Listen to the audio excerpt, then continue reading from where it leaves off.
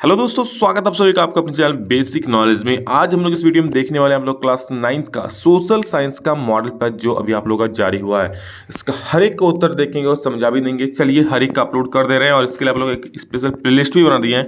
Playlist में जाकर सारी वीडियो आप लोग को एक साथ मिल जाएंगे, ठीक है, और उसी से एग्जाम में प्रश्न पूछ जाएंगे।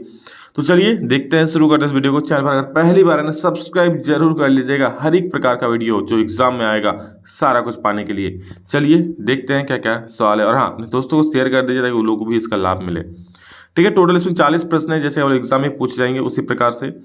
सबसे पहला जो सवाल निकल कर आता है, देखिए क्या है, फ्रांसीसी क्रांति कब हुई थी या फ्रांसीसी क्रांति की शुरुआत कब हुई थी? तो याद रखिएगा 1789 में। जी हाँ, 1789 में यहाँ पर आप लोगों का फ्रांसीसी क्रांति की शुरुआत हुई थी। ठीक है, तो इसका सही उत्तर हो जाएगा 1789 में फ्रांस की क्रांति शुरू हुई थी। ऑप्शन नंबर बी इसका सही उत्तर हो जाएगा। फ्रांस की क्रांति यानी कि जब लुई 16वां को वहां की गद्दी से उतार दिया गया था, ठीक है, तो और नेपोलियन ने वहां का शासक बना था। अगला प्रश्न है, फ्रांसीसी क्रांति में बुर्जुआ शब्द का क्या अर्थ है? बुर्जुआ, फ्रांसीसी क्रांति में बुर्जुआ शब्द को का क्या अर्थ है? इसका सही उत्तर हो जाएगा मध्यम वर्ग। देखिए बुर्जुआ मतलब वहाँ के जो मध्यम वर्ग के लोग थे ना, एक होता है कुलीन वर्ग, एक होता है मध्यम वर्ग, एक होता है पादरी वर्ग, जिसमें जो हम लोग जैसे पुजारी लोग होता है ना उसको पादरी वर्ग बोलते हैं। ठीक है, किसान तो किसान वर्ग हो, तो मध्यम जो मध्यम दर्जे का लोग होता था, ठीक है, जैसे अभी मिडिल क्लास बोलते हैं ना उस प्रकार से, तो उसको मध्यम वर्ग बोलते हैं। उस वक्त क्या बोलते हैं उसको? बुर्जुआ। ठीक है, अगला देखो, नेक्स्ट क्वेश्चन 3 नंबर, कट्टरपंथी जैकोबिन्स ने किस राजनीतिक क्लब की स्थापना की थी? कट्टरपंथी जैकोबिन ने कौन सा क्लब का स्थापना किया था? तो इसका सही उत्तर हो जाएगा जैकोबिन क्लब्स। ठीक है, जैकोबिन क्लब का स्थापना किया था, क्यों का? जैकोबिन। नेक्स्ट, नेपोलियन बोनापार्ट ने खुद को फ्रांस का सम्राट कब घोषित किया? तो उन्होंने 1804 में घोषित किया, 1804, 1804 में। याद रखिएगा, बहुत इंपॉर्टेंट क्वेश्चन है नेपोलियन बोनापार्ट वाला। भाई नाम था बोना, बट बहुत तेज दिमाग था उनका। ठीक है, अगला प्रश्न देखिए, तो 4 का हो गया क्या? बी। नेक्स्ट देखिएगा 5 नंबर क्या बोल रहा है कि हॉलोकॉस्ट किससे संबंधित है? हॉलोकॉस्ट किससे संबंधित है?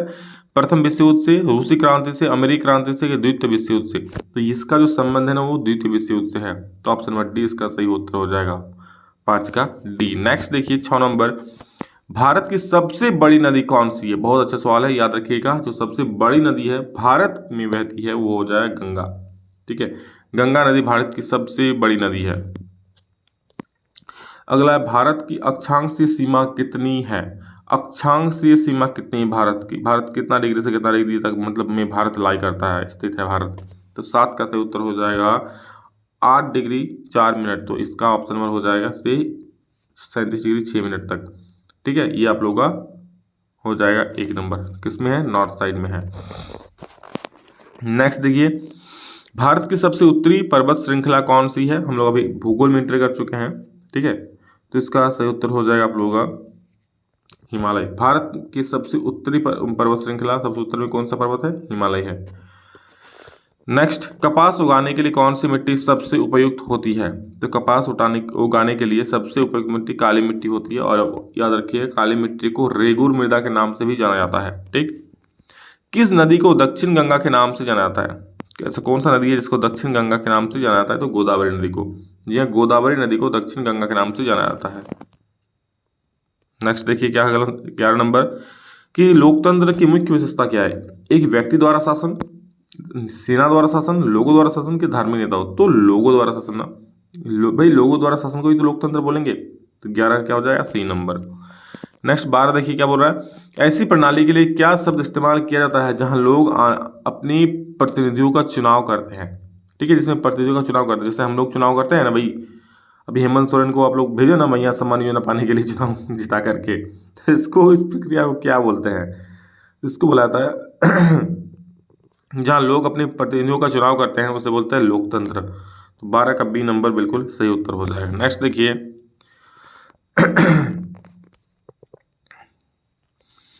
कौन सा देश प्रत्यक्ष लोकतंत्र का उदाहरण है? प्रत्यक्ष लोकतंत्र का उदाहरण कौन सा देश है इनमें से? यूएसए, चीन, भारत की स्विट्जरलैंड, यानी डायरेक्ट डेमोक्रेसी। तो डायरेक्ट डेमोक्रेसी इनमें से उदाहरण याद रखिएगा, स्विट्जरलैंड डायरेक्ट डेमोक्रेसी का उदाहरण है। भारतीय संविधान कब अपनाया गया था? तो भारतीय संविधान आप लोगों का 26 नवंबर 1949 को अपनाया गया था। और आप लोग मुझे कमेंट करके बोलो कि भारतीय संविधान कब बनकर तैयार हुआ था। ये 26 नवंबर 1949 को अपनाया गया था। ठीक है, ये कब बनकर तैयार हुआ था, कमेंट करके जरूर बोलिएगा। ठीक है, नेक्स्ट क्वेश्चन हम लोग का है, भारतीय संविधान का निर्माता किसे माना जाता है? भारतीय संविधान का निर्माता BR अम्बेडकर को माना जाता है ना। तो इनसे सही उत्तर और क्या हो पाएगा भाई? आगे देखो अगला सवाल क्या है। ग्रामीण भारत में मुख्य व्यवसाय क्या है? मतलब गांव के लोग मुख्य रूप से क्या करते हैं? तो कृषि करते हैं गांव के लोग, भाई खेती बाड़ी करते हैं ना, तो सी सही हो जाएगा। अगला सवाल है, वस्तुओं और सेवाओं के उत्पादन पर खर्च किए गए धन को क्या कहते हैं? कोई वस्तु यानी कोई चीज़ खरीद रहे हो, कोई सेवा मतलब कोई सेवा ले रही है, तो आप होटल में रुक रहे हो, गाड़ी में जा रहे हो, एयरप्लेन में उड़ रहे हो, तो इन सब पर खर्च किए गए धन यानी जो पैसा खर्च करोगे उसको क्या बोला जाता है? तो उसको बोला जाता है पूंजी। भाई निवेश तो इन्वेस्ट तो बोलेगा नहीं, आय तो होता नहीं है भाई, खर्चा ही होता है, व्यय भी बोलेगा नहीं इसको, बट क्या होगा, इसको पूंजी बोलेंगे। जो खर्च कर रहे हैं उस धन को क्या बोलेंगे? पूंजी।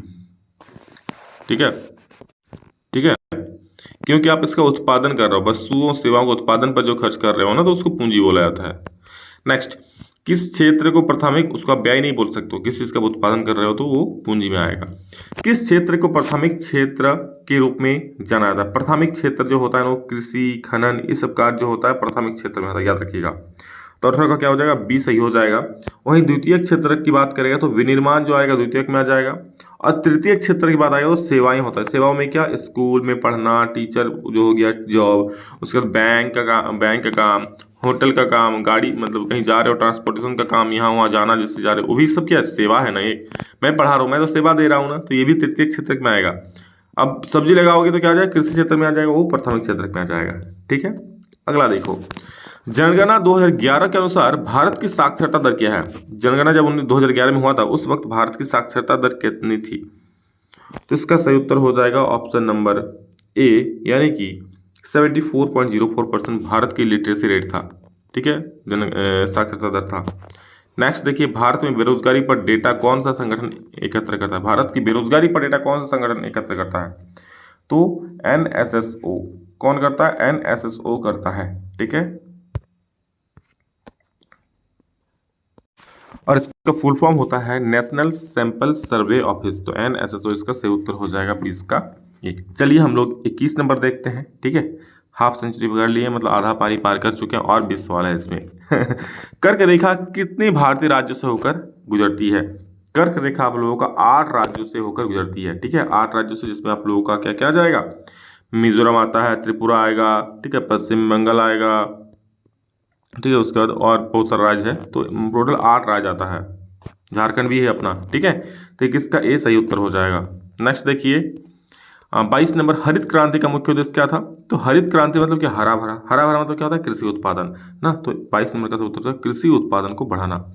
अगला प्रश्न है, कौन सा मौलिक अधिकार कानून के समक्ष समानता सुनिश्चित करता है? कौन सा मौलिक अधिकार कानून के समक्ष समानता सुनिश्चित करता है? तो 23 का उत्तर हो जाएगा स्वतंत्रता का अधिकार होगा, कि समानता का अधिकार होगा, कि धर्म का अधिकार, कि शिक्षा का अधिकार।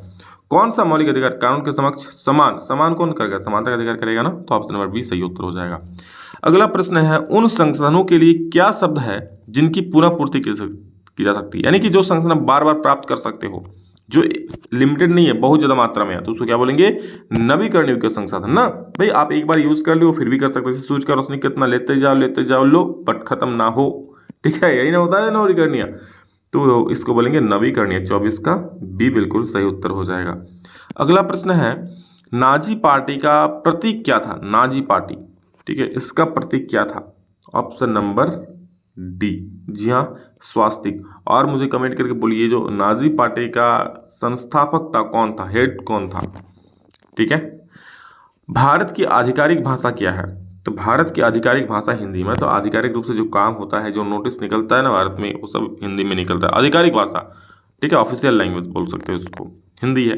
राष्ट्रभाषा भारत की हिंदी नहीं है। ठीक है, याद रखिएगा। किस घटना को प्रथम विश्व युद्ध की शुरुआत माना जाता है? मतलब पहला विश्व, भाई कोई भी जब युद्ध शुरू होता है तो कोई तो घटना घटेगा। ठीक है, आपका दोस्त का घटना युद्ध हुआ, कोई तो कारण होगा। उसी वजह जब विश्व युद्ध शुरू हुआ तो कोई तो घटना घटा था जिस वजह से युद्ध अब विश्व युद्ध में बदल गया। 27 का क्या हो जाएगा? इसका हो जाएगा आर्क ड्यूक फ्रांज फर्डिनेंड की हत्या। ठीक है, इनकी क्या हो गई? तो हत्या हो गई थी, और इन्हीं हत्या के कारण भाई समझ रहे हो प्रथम विश्व युद्ध शुरू हो गया। 27 का डी सही उत्तर हो जाएगा। 28 नंबर, मिट्टी की कौन सी परत सबसे उपजाऊ होती है? तो इसका सही उत्तर सबसे ऊपरी परत हो जाएगा, क्योंकि ऊपरी परत में ही सारे पोषक तत्व होते हैं भाई, वहीं पर सारे पोषक तत्व होते हैं ना, सारे जो भी नाइट्रोजन फास्फोरस या जो भी खाद उद डालते हो, वो सबसे उपजाऊ जो होता है ना, वो मिट्टी की ऊपरी परत ही होती है। भारत में कानूनों के कार्यान्वयन के लिए कौन जिम्मेवार है, यानी भारत में कानून का संचालन कौन करता है, कोई गलत काम कर रहा है, कोई अच्छा काम मतलब कोई बुरा काम कर रहा है तो सजा देने वाला, तो इन सब कार्यों का देख रेख कौन करता है, ये कार्यपालिका करता है, न्यायपालिका करता है, विधायिका, मतलब कानूनों के कार्यान्वयन के लिए कौन जिम्मेवार है, किस प्रकार से कानून कार्य करेगा, तो ये आप लोग का 29 का हो जाएगा बी।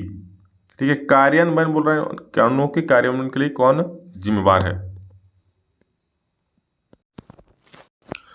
ठीक है, तो इसका जो कार्यान्वयन बोल रहा है ना, तो इसके लिए हो जाए कार्यपालिका, लेकिन कानून को संचालन कौन करता है, यानी कानून का जो व्यवस्था, कानून व्यवस्था को बनाए कौन रखता है, न्याय कौन दिलाता है, तो न्यायपालिका हो जाएगा, न्याय कौन दिलाता है तो न्यायपालिका, बट कानूनों में कार्यान्वयन कार्य कौन करता है, कानूनों को बनाता कौन है, तो कार्यपालिका हो जाएगा। ग्रामीण क्षेत्रों में ऊर्जा का प्राथमिक स्रोत क्या है, कोयला, बिजली, बायोमास की पवन, तो इसका सही उत्तर हो जाएगा बायोमास। ग्रामीण क्षेत्रों में बायोमास या बायोगैस तो बोलते हो ना भाई, जैसे गोबर को जला करके, सॉरी गोबर को रख करके बस सड़ा करके गैस निकाला जाता है। नेक्स्ट, वॉल स्ट्रीट एक्सचेंज कहाँ है, तो ये अपना अमेरिका में है ना, अपना मतलब नहीं, अपना भारत है, तो अमेरिका में वॉल स्ट्रीट एक्सचेंज है। देखिए ये क्या है ना, शेयर मार्केट है, जैसे भारत का नेशनल स्टॉक एक्सचेंज है, बॉम्बे स्टॉक एक्सचेंज है, इस पर यहाँ क्या है, वॉल स्ट्रीट एक्सचेंज, जहाँ पर शेयर की खरीद बिक्री होती है। अगला प्रश्न है, संयुक्त राज्य अमेरिका में श्वेतवासियों द्वारा खेती की कौन सी विधि अपनाई गई थी। ठीक है, तो इसका सही उत्तर हो जाएगा ऑप्शन नंबर सी, यानी कि गहन कृषि। गहन कृषि मतलब बहुत गहन तरीके से अच्छे अच्छे औजारों के साथ ही कृषि की जाती है, तो ऑप्शन नंबर सी सही हो जाएगा, एक ही खेती पर बार बार इस प्रकार से। गर्मियों में उत्तरी मैदानों में बहने वाली हवा को क्या कहते हैं, गर्मियों में उत्तरी मैदानों में जो हवा बहता है उसको गर्म गर्म हवा बहता है, तो उसको लू बोलते हैं। और अगला प्रश्न हमारा है कि निम्नलिखित में से कौन सा भारत के उत्तर पश्चिम भाग में सर्दियों के दौरान वर्षा का कारण बनता है। इसका चक्रवाती अवदाब, पीछे हटता मानसून, कि पश्चिमी विक्षोभ, कि दक्षिण पश्चिम मानसून। तो 34 का सही उत्तर हो जाएगा ऑप्शन नंबर सी, यानी पश्चिमी विक्षोभ। ठीक है, 34 का सी सही उत्तर हो जाएगा। नेक्स्ट देखिए 35 क्या बोल रहा है, प्रवास के कौन से क्षेत्र में जनसंख्या की संख्या, वितरण और संरचना में परिवर्तन होता है। जो प्रवास के कौन से क्षेत्र में जनसंख्या की संख्या, वितरण और संरचना में परिवर्तन होता है। 35 का हो जाएगा ऑप्शन नंबर सी, क्या, प्रस्थान और आगमन दोनों। क्या प्रवास के दौरान क्षेत्र में जनसंख्या की संख्या, वितरण और संरचना में परिवर्तन होता है। प्रवास मतलब क्या, एक जगह से दूसरा जगह जा रहा है, इस दौरान क्या होता है, प्रस्थान और आगमन दोनों क्षेत्रों में। मान लीजिए आप यहाँ पे है, आप यहाँ से इस एरिया में जा रहे हो तो प्रवास कर रहे हो, अब यहाँ वाला एरिया कहीं, यहाँ वाला जो आदमी कहीं और जा रहा है तो ये भी तो प्रवास ही कर रहा है ना। तो आ रहा है तो कहाँ क्या हो रहा है, वितरण संरचना में परिवर्तन होता है, किसमें, प्रस्थान और आगमन दोनों क्षेत्र में, मतलब जहाँ से व्यक्ति जा रहे हैं वहाँ भी चेंज होता है, और जहाँ व्यक्ति जा रहा है, जैसे आप यहाँ आपका रहते हो पहले यहाँ, उसके बाद यहाँ चल गए, तो दोनों जगह पे चेंज हुआ। यहाँ पे इस व्यक्ति उठ के यहाँ पे गया तो यहाँ बढ़ गया, अब मान लो यहाँ से व्यक्ति उठ के आया, यहाँ फिर से यहाँ पे आ गया। ठीक है, तो इसमें फिर संख्या बढ़ रहा है, इसमें घट रहा है, मतलब क्या हो रहा है, प्रस्थान और आगमन, प्रस्थान मतलब जो जहाँ जा रहा है, और आगमन मतलब जहाँ आ रहा है, दोनों क्षेत्रों का संरचना में परिवर्तन होता है। गरीबी रेखा क्या है, मतलब भाई साहब गरीब कौन कहलाते हैं ना, तो वह रेखा जो अमीर और गरीब को अलग करती है, वह रेखा जो किसी देश की औसत आय को दर्शाती है, बुनियादी जरूरतों को पूरा करने के लिए जरूरी आय का न्यूनतम स्तर, आय का वह अधिकतम स्तर जिसके बाद कोई व्यक्ति अमीर माना जाता है। तो गरीबी रेखा क्या है, तो इसका जो सही उत्तर हो जाएगा वो होगा बुनियादी जरूरतों को पूरा करने के लिए जरूरी आय का न्यूनतम स्तर, मतलब आपका जो बुनियादी रोटी कपड़ा मकान है, ठीक है, उसको भी आप पूरा नहीं कर पा रहे हो तो कहेंगे ये गरीबी रेखा है, मतलब न्यूनतम स्तर है वो, बुनियादी जरूरत को भी पूरा नहीं कर पाएगा। निम्नलिखित में से कौन संविधान सभा के सदस्य नहीं थे, तो महात्मा गांधी, राजेंद्र प्रसाद थे, टी कृष्णामाचारी थे, जवाहरलाल नेहरू थे, बट इसका जो सही उत्तर हो जाएगा महात्मा गांधी जी इसका सदस्य नहीं थे संविधान सभा के। अगला प्रश्न है, दक्षिण अफ्रीका में रंगभेद का मतलब क्या था, तो इसका सही उत्तर हो जाएगा 38 का, रंगभेद का मतलब क्या था, लिंग, धर्म, आर्थिक स्थिति, जाति। ठीक है, तो इस लगभग जाति के बारे में था रंगभेद। ठीक है, एक तो रंग के बारे में था, काला गोरा पर। ठीक है, मेनली इसका रंग के आधार पर होता है, चलो बट वहाँ पर जो अलग अलग जाति था ना तो उसका रंग भी अलग था, और इस वजह से दक्षिण अफ्रीका में रंग भेद का मतलब क्या था, जाति के आधार पर वहाँ जो भेदभाव हो रहा था। नेल्सन मंडेला ने इसका विरोध किया था। ठीक है, भारतीय संविधान कब लागू हुआ? तो भारतीय संविधान लागू कब हुआ, बहुत फेमस सवाल है और पूछ सकता है 26 जनवरी 1950 को। ठीक है, आपको ये सवाल हम पहले पूछे थे एक बार, चलिए इसका क्वेश्चन भी मिल गया, इसमें 39 का 20 सही हो जाएगा। और लास्ट क्वेश्चन है कि भारतीय राष्ट्रीय कांग्रेस का 1931 का अधिवेशन कहाँ आयोजित किया गया था? भारतीय राष्ट्रीय कांग्रेस का 1931 का अधिवेशन कहाँ आयोजित किया गया था? तो इसका सही उत्तर हो जाएगा ऑप्शन नंबर डी, कराची में। कहाँ पे भाई? कराची में। ठीक है, तो ये तो दोस्तों 40 प्रश्न है, इसके बाद हम सारा अपलोड कर दिए हैं, लगभग सारा आप लोग का प्लेलिस्ट भी वहाँ जाके देख सकते हो। और एक काम जरूर करना, सभी को शेयर जरूर कर देना ताकि मुझे भी अच्छा लगे और आप लोग के लिए और अच्छे अच्छे वीडियोस। भाई ये तो वजह से झांकी है, पूरी कहानी अभी बाकी है, बस पढ़ो अच्छे से, अभी और वीडियोस आएंगे सारे के सारे एग्जाम में भिड़ाने वाला, तो पढ़ो, मेहनत करो, आगे बढ़ो। ठीक है, चलिए दोस्तों अभी के लिए इतना ही, फिर मिलेंगे दूसरा में जल्दी, तो जय हिंद, वंदे मातरम।